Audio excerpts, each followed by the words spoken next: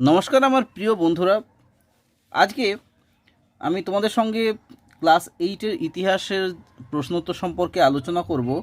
আর গত ভিডিওতে আমি তোমাদের সঙ্গে আলোচনা করেছিলাম যে ক্লাস এইটেরই ভারতের জাতীয় আন্দোলনের আদর্শ ও বিবর্তন সংক্রান্ত চ্যাপ্টারের প্রশ্নোত্তর। তো ওখানে আমি কিছু শর্ট কোশ্চেন আলোচনা করেছিলাম এবং কিছু এক কথায় আলোচনা করেছিলাম প্রশ্নোত্তর, এবং তার মধ্যে ছিল দুটো রচনাধর্মী প্রশ্নোত্তর। তো আজকে আমি তোমাদের সঙ্গে আলোচনা করব তারপরে আরও কিছু কিছু ইম্পর্ট্যান্ট কিছু প্রশ্নোত্তর যেগুলো তোমাদের সামনের পরীক্ষাতে আসতে পারে প্রশ্নোত্তরগুলো। তো তোমাদেরকে অনুরোধ করব, এর আগেও বলেছিলাম যে এই ইতিহাস, বাংলা, ভূগোল এই পড়াগুলো কিন্তু প্রায় গল্প আকারেই, কিন্তু তোমরা যদি পড়ো তোমাদের কিন্তু খুব ভালো মতো মনে থাকবে। তো তো আর তোমরা যারা হয়তো ভাবছো যে কোন প্রশ্নের উত্তর কতটা লিখতে হবে, তারা হয়তো বুঝে উঠতে পারছো না, তো তাদের উদ্দেশ্যেই আজকের এই প্রশ্নোত্তরের পর্বটা নিয়ে চলে এসেছি।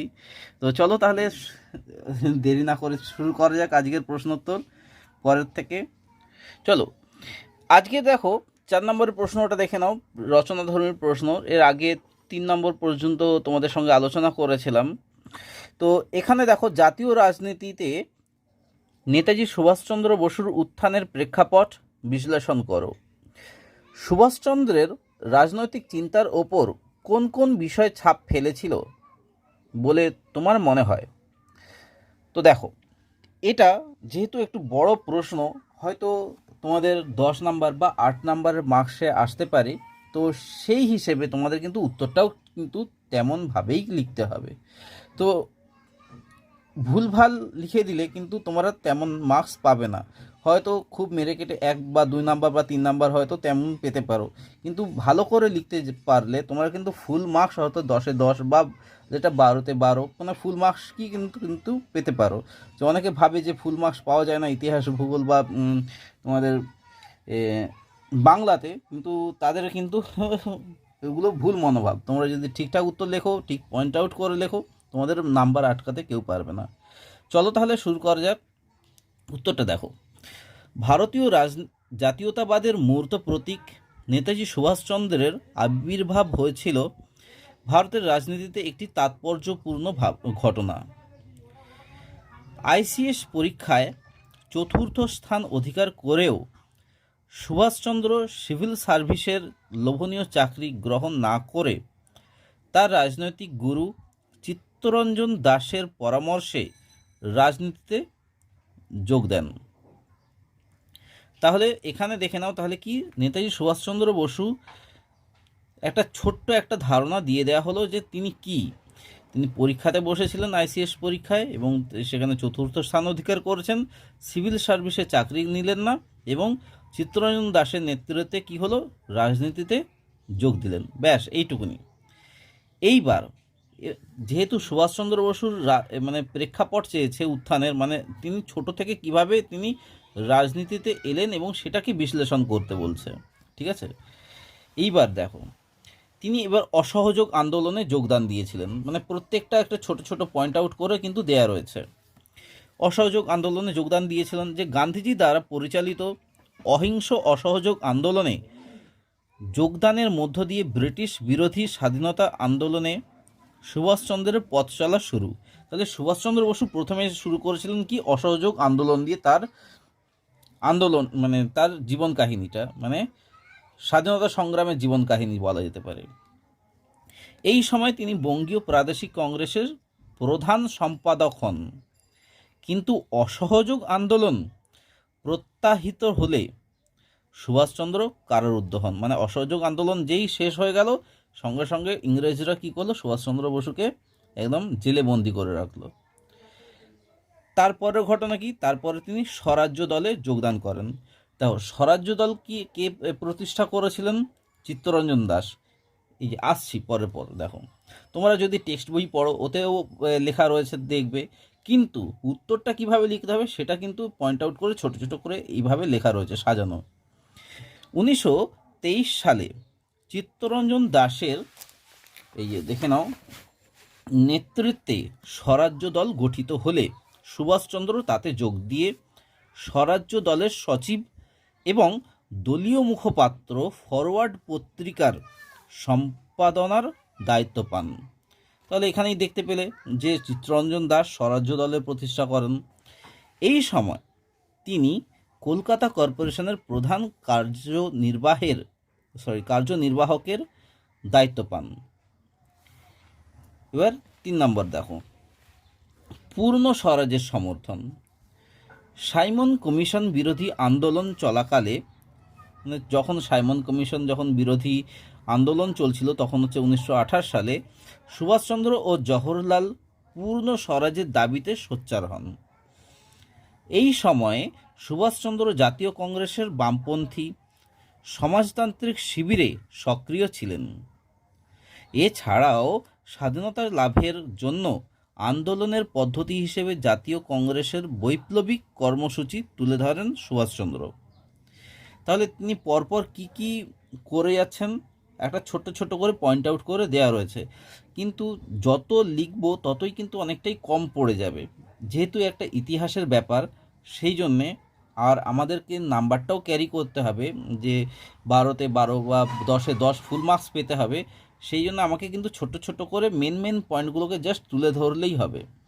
এই জন্যই তোমাদের কাছে ছোট ছোট, কিন্তু যদি স্বরাজের যে পূর্ণ সমর্থন যদি আমি লিখতে শুরু করি এই খাতাটাই শেষ হয়ে যাবে। তো দেখো তারপরটাই, সভাপতি পদ লাভ। কিভাবে তিনি সভাপতি হলেন? যে বিপুল জনপ্রিয়তা, মানে তখন নেতাজি সুভাষচন্দ্র বসু এবং গান্ধীজির সারা দেশে পুরো একদম ওনারা ফেমাস হয়ে গিয়েছিলেন। তো এই বিপুল জনপ্রিয়তার ভিত্তিতে সুভাষচন্দ্র 1938 সালে জাতীয় কংগ্রেসের হরিপুরা অধিবেশনে সভাপতি নির্বাচিত হন। এমনি তোমাদের শর্ট কোশ্চেন তোমাদের হয়তো দেখেছো যে হরিপুরা কংগ্রেসের সভাপতি কত সালে হয়েছিলেন বা কে হয়েছিলেন, এমনি আসে, তো এগুলো কিন্তু মনে রাখতে হবে। সভাপতি রূপে সুভাষচন্দ্র সমাজতান্ত্রিক মতাদর্শের প্রসার ও প্রাদেশিক সরকারগুলিকে সমাজতান্ত্রিক কর্মসূচি গ্রহণে উৎসাহিত করেছিলেন। ফলে দক্ষিণপন্থী গান্ধীজির সঙ্গে সুভাষচন্দ্রের মতবিরোধ শুরু হয়। সুভাষচন্দ্র বসু কেমন ধরনের ছিলেন? চরমপন্থী ছিলেন, কিন্তু গান্ধীজি ছিলেন নরমপন্থী। তো এই দুজনের সংঘাত কিন্তু এখান থেকেই শুরু হয়েছিল। 1939 সালে জাতীয় কংগ্রেসের ত্রিপুরী অধিবেশনে গান্ধীজির মনোনীত পট্টভি সীতারামাইয়াকে পরাজিত করে দ্বিতীয়বারের জন্য জাতীয় কংগ্রেসের সভাপতি হন সুভাষচন্দ্র। তবে গান্ধীজির পরোক্ষ অসহযোগিতায় হতাশ সুভাষচন্দ্র কী করলেন না, সভাপতি পদ থেকে ইস্তফা দিতে বাধ্য হয়েছিল। এটা গেল ওনার প্রেক্ষাপট। এবার দেখো, এইবার হচ্ছে এই যে সুভাষচন্দ্রের রাজনৈতিক চিন্তার ওপর কোন কোন বিষয় ছাপ ফেলেছিল তোমার মনে হয়, সেটা একটা ছোট্ট মতো এখানে লিখে দিলে। কি লিখবে না, সুভাষচন্দ্র বসু রাজনৈতিক চিন্তার ওপর গভীর ছাপ ফেলেছিল স্বামী বিবেকানন্দ। তার সাংগঠনিক চিন্তাভাবনা স্বামী বিবেকানন্দের ওনার ছাপ ফেলেছিল। তো তার সাংগঠনিক চিন্তাভাবনা সুভাষচন্দ্রকে অনুপ্রাণিত করেছিল।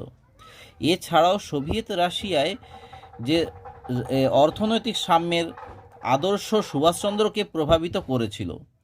এমনকি তিনি জার্মানদের জাতীয়তাবাদী আদর্শেও উদ্বুদ্ধ হয়েছিলেন।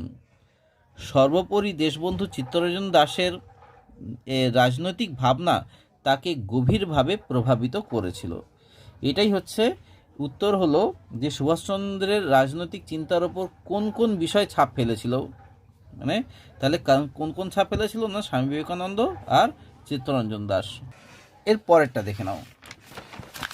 এর পরের আরেকটা ইম্পর্ট্যান্ট প্রশ্ন তোমাদের কাছে তুলে এনেছি, দেখো যে ভারত ছাড়ো আন্দোলন কি গান্ধীজির অহিংস সত্যাগ্রহের আদর্শ মেনে চলেছিল? এটা খুবই কিন্তু ইম্পর্ট্যান্ট প্রশ্ন এবং বোঝার মতনই প্রশ্ন। তোমরা যদি গল্পের আকারে পড়ো, আমি ডেফিনেটলি বলছি তোমরা দুবার পড়ো, তোমাদের একদম পুরো মনে চলে থাকবে, মনেই থাকবে, তোমাদের মুখস্থ করার প্রয়োজন নেই। নৌ বিদ্রোহকে স্বাধীনতা সংগ্রামের অংশ হিসেবে কিভাবে তুমি ব্যাখ্যা করবে? দেখো, যে গান্ধীজি পরিচালিত ব্রিটিশ বিরোধী আন্দোলনগুলি অহিংস সত্যাগ্রহের আদর্শে পরিচালিত হলেও 1942 সালে ভারত ছাড়ো আন্দোলন পুরোপুরি তা মেনে পরিচালিত হয়নি। আন্দোলনের সূচনার আগেই গান্ধীজি গ্রেপ্তার হন, ফলে ভারত ছাড়ো আন্দোলনের নিয়ন্ত্রণের রাশ গান্ধীজির হাতে ছিল না। ঠিক আছে, এবার দেখে নাও তার এই যে অহিংস সত্যাগ্রহের আদর্শ মেনে চলেছিল, হ্যাঁ কি না, এবার সেটা আমাকে ব্যাখ্যা করতে হবে। এই ভারত ছাড়ো আন্দোলনটা, এই যে ভারত ছাড়ো আন্দোলন ও গান্ধীজির অহিংস সত্যাগ্রহের আদর্শের মধ্যে কিছু কিছু পার্থক্য রয়েছে।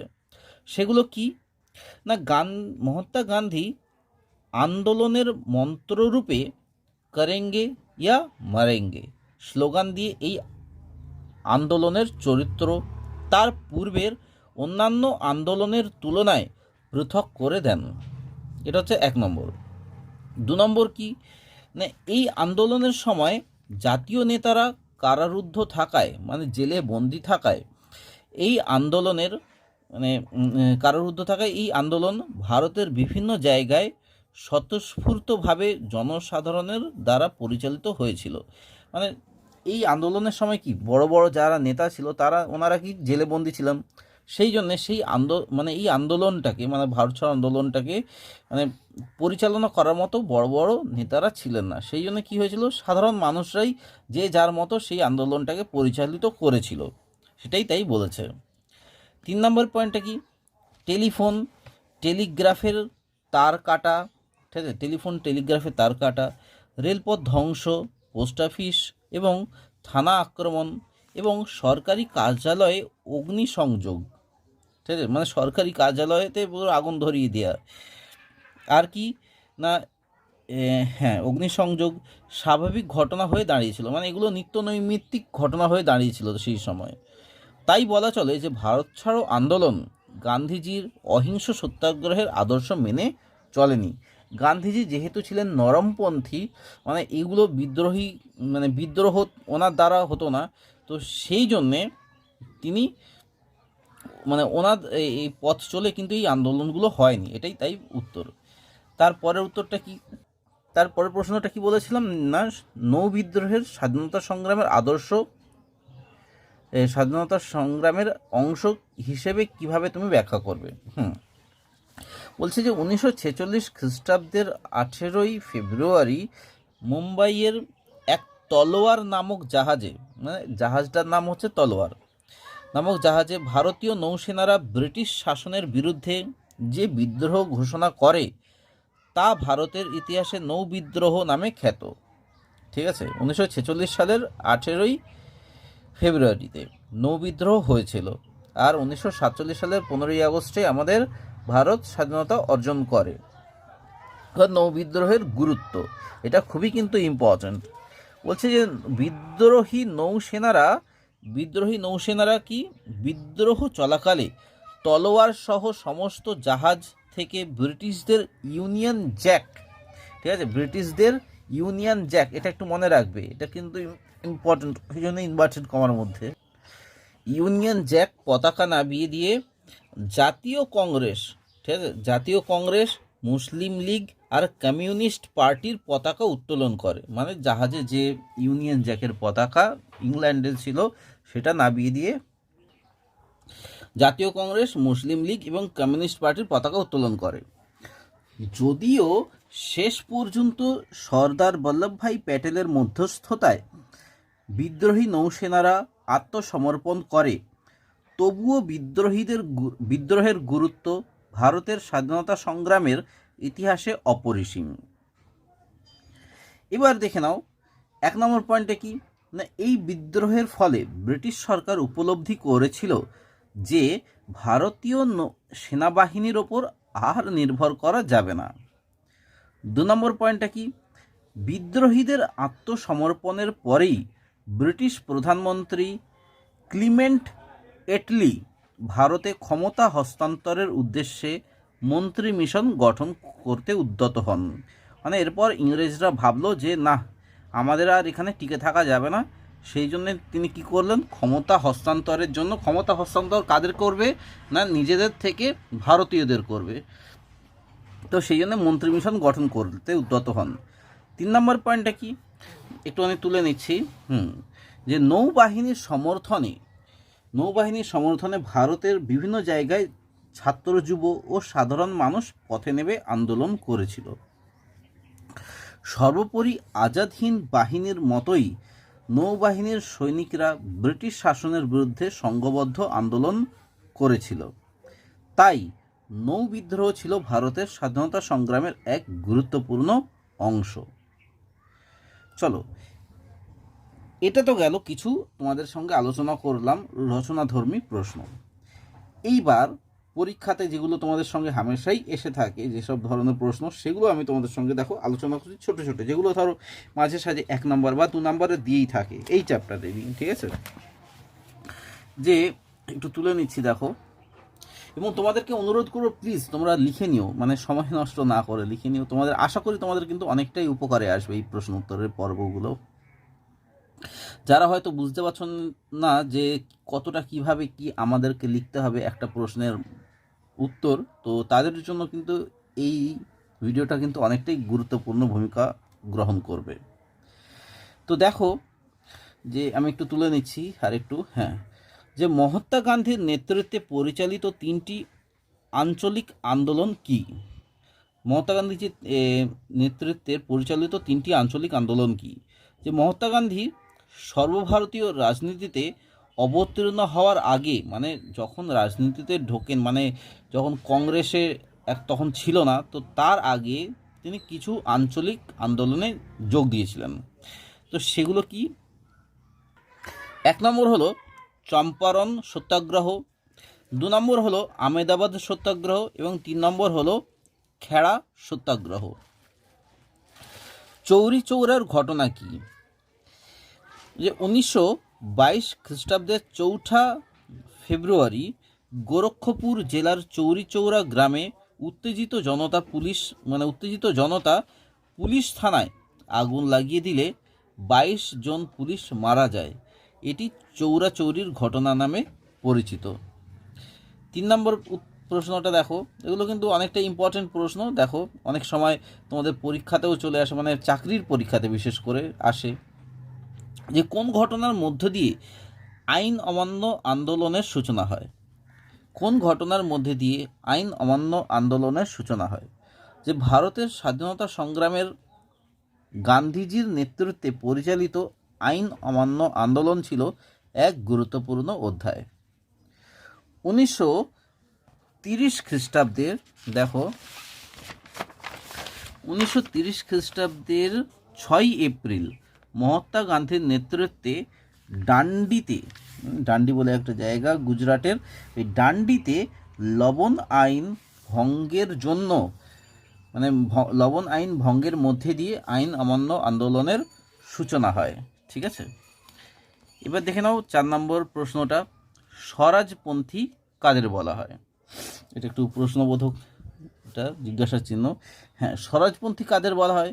না, অহিংস অসহযোগ আন্দোলনের ব্যর্থতার ফলে যখন অহিংস অসহযোগ যখন আন্দোলন করেছিলেন গান্ধীজি, তো সেটা যখন ব্যর্থ হয়েছিল, মানে ফেল করেছিল, ইংরেজদের বিরুদ্ধে যে আন্দোলন করেছিলেন সেটা যখন ফেল হয়েছিল, ফলে যে জাতীয় কংগ্রেসের নেতাদের একাংশের মধ্যে তীব্র ক্ষোভ, মানে প্রচুর রাগ হয়েছিল এবং হতাশার সৃষ্টি হয়েছিল যে না, আর এই দলে থেকে লাভ নেই। তখন চিত্তরঞ্জন দাস ও মতিলাল নেহরুর নেতৃত্বে জাতীয় কংগ্রেসের এই বিক্ষুব্ধ অংশ সরকারি আইন পরিষদে অংশ নেওয়ার সমর্থনে কংগ্রেস খিলাফত স্বরাজ্য দল গঠন করেন। মানে তখন কংগ্রেস খিলাফত স্বরাজ্য দল গঠন করেন। এদেরকে স্বরাজ্যপন্থী বলা হয়। তাহলে স্বরাজ্য দলপন্থী কাদের বলা হয়? এই আমাদের চিত্তরঞ্জন দাস এবং মতিলাল নেহেরু, মনে রাখবে। এবার দেখো না, খিদমতগার কাকে বলে? এটা প্রায় সময় কিন্তু আসে। ভারতের উত্তর পশ্চিম সীমান্তের গান্ধীবাদী স্বাধীনতা সংগ্রামী খান আব্দুল গফ্ফর খান বা সীমান্ত গান্ধীর নেতৃত্বে আইন অমান্য আন্দোলন পরিচালনার জন্য যে সংগঠন গড়ে তোলা হয় তা খুদা ই খিদমতগার নামে খ্যাত ছিল। এর অর্থ ছিল ঈশ্বরের সেবক বাহিনী। এই দলের অপর নাম ছিল লাল কুর্তা বাহিনী। অনেক সময় প্রশ্নটা কিন্তু উল্টে দেয় যে লাল কুর্তা বাহিনী কাদের বলা হয়, তখন কিন্তু তোমাদেরকে এটাই বলতে হবে, এই উত্তরটাই কিন্তু বলতে হবে। এবার মাস্টারদা সূর্য সেন কে ছিলেন, এটা কিন্তু কি বলবো, মানে খুবই ইম্পর্ট্যান্ট। যে 1930 খ্রিস্টাব্দের 18 এপ্রিল চট্টগ্রাম অস্ত্রাগার লুণ্ঠনের নায়ক এবং ভারতের স্বাধীনতা সংগ্রামকালে বাংলার অন্যতম বিপ্লবী ছিলেন মাস্টারদা সূর্য সেন। ঠিক আছে, সূর্য সেন। তো জালালাবাদ পাহাড়ে 3 দিন ধরে সূর্য সেনের নেতৃত্বে বিপ্লবীরা ব্রিটিশদের বিরুদ্ধে লড়াই করেন। 1933 খ্রিস্টাব্দের 12 জানুয়ারি তার ফাঁসি হয়। তাহলে কিছু কিছু ইম্পর্টেন্ট জিনিস কিন্তু এখানে দিয়ে দেওয়া হলো এবং তার মাধ্যমে সূর্য সেন কে ছিলেন এখানে কিন্তু বোঝা গেল। ঠিক আছে, তো চট্টগ্রাম তো এখন জানো বাংলাদেশে রয়েছে।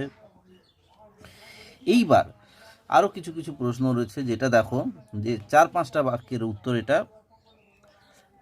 যে 1919 খ্রিস্টাব্দের মন্টেগু চেমসফোর্ড শাসন সংস্কার আইনে কি বলা হয়েছিল?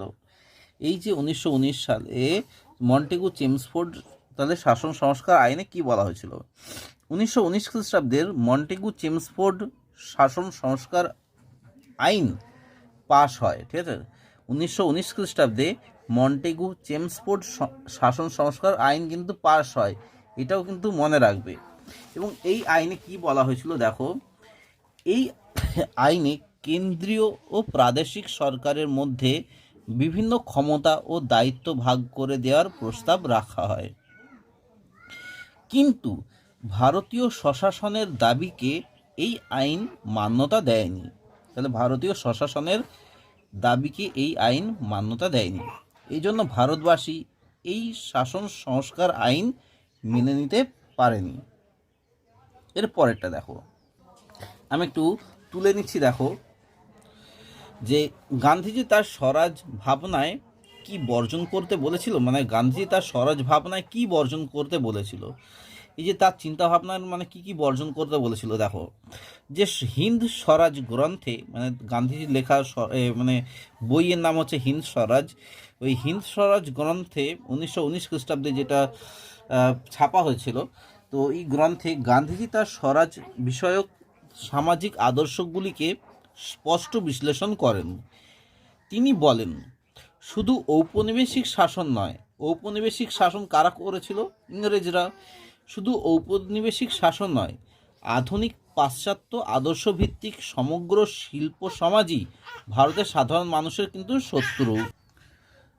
তাই শুধু ঔপনিবেশিক শাসনকে সরালেই চলবে না, মানে ইংরেজদেরকে তাড়ালেই চলবে না, তার সাথে ঔপনিবেশিক শাসনের হাত ধরে যা কিছু ভারতীয় সমাজে গড়ে উঠেছে সেগুলিকেও বর্জন করতে হবে।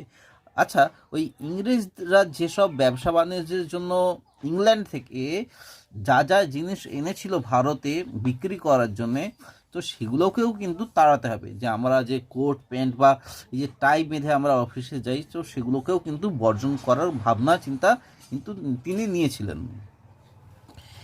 এবার দেখো আরেকটা প্রশ্ন, রাওলাট আইন কি? এগুলো কিন্তু খুব ইম্পর্টেন্ট প্রশ্ন, তোমরা কিন্তু খুব ভালো করে পড়ো, তোমাদেরকে অনুরোধ করছি। 1919 খ্রিস্টাব্দের মার্চ মাসে এসএটি মানে এসএটি রাওলাটের নেতৃত্বে একটি কমিটি আইনসভায় 2টি বিল পেশ করে। এই আইনে কেবলমাত্র সন্দেহের ভিত্তিতে যে কোনো ভারতীয়কে গ্রেপ্তার করে বিনা বিচারে কারাবন্দি করা যেত। তাহলে কি রাওলাট আইনে কি করা হতো, ধরো তুমি হেঁটে হেঁটে যাচ্ছ, কোনো কোনো কোনো কারণ নেই, ইংরেজরা সৈন্যরা এলো এবং তোমাকে জেলে বন্দি করে দিল নিজেদের হেফাজতে নিয়ে, তখন এই রাওলাট আইনে তাই বলা হয়েছিল। প্রার্থীকে আত্মপক্ষ সমর্থনের সুযোগও দেয়া হতো না।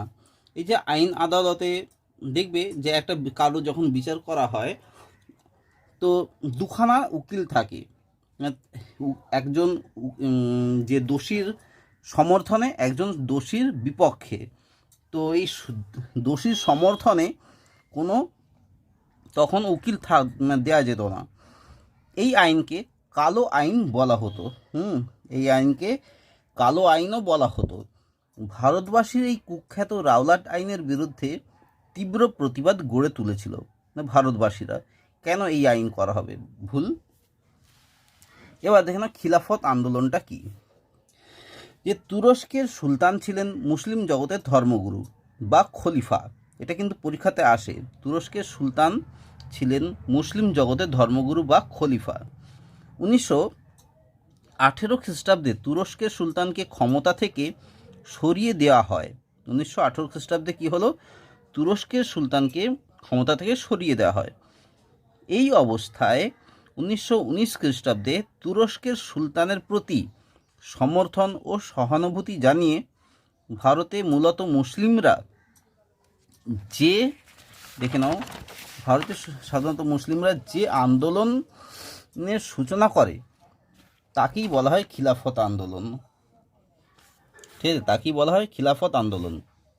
এবার দেখো, খিলাফত আন্দোলনে মহাত্মা গান্ধীর ভূমিকা বিশ্লেষণ করো।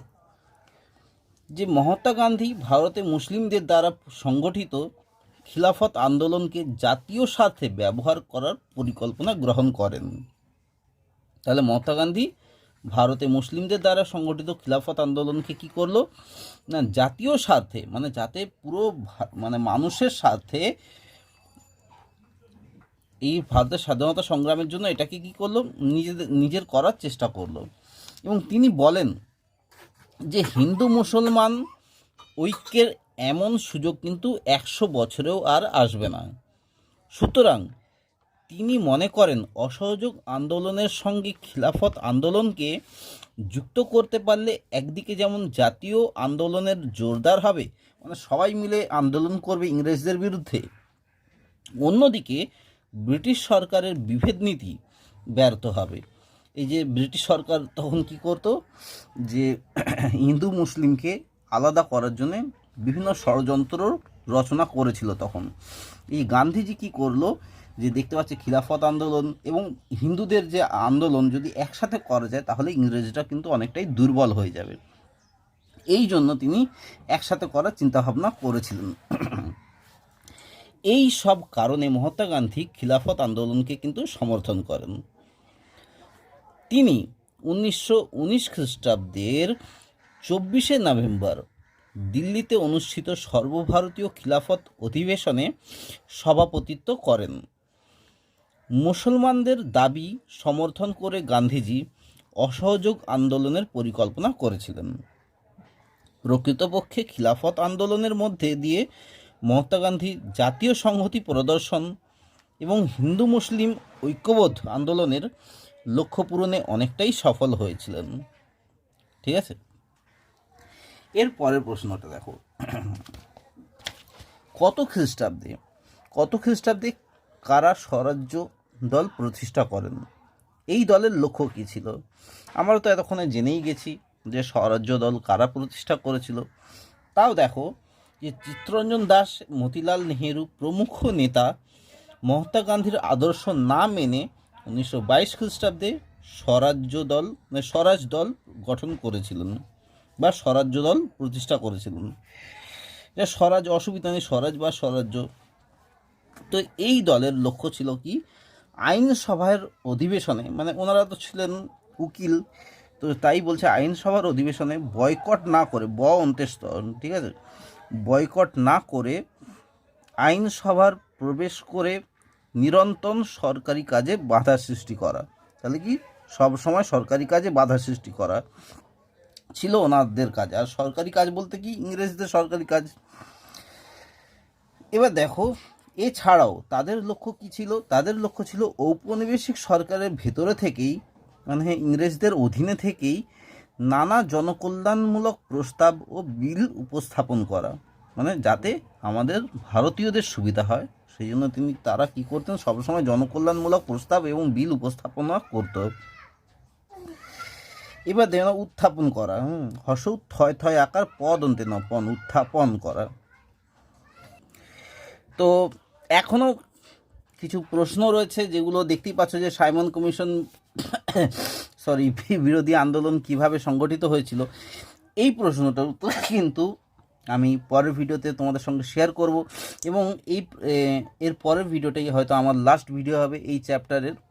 তো তোমাদেরকে অনুরোধ করব, যারা যারা এই ভিডিওটা দেখছো তাদেরকে অসংখ্য আমি ধন্যবাদ জানাচ্ছি, এবং তাদেরকে অনুরোধ করব যে এখনও বলবো যে ইতিহাস, ভূগোল এবং বাংলা এগুলো কিন্তু তোমরা যদি গল্পের আকারে পড়ো, আমি বলছি তোমাদের কিন্তু পরীক্ষাতে আটকানোর মতো কেউ থাকবে না, যে কম মার্কস দেওয়ার মতো কেউ থাকবে না, তোমরা খুব ভালো মার্কসই পাবে।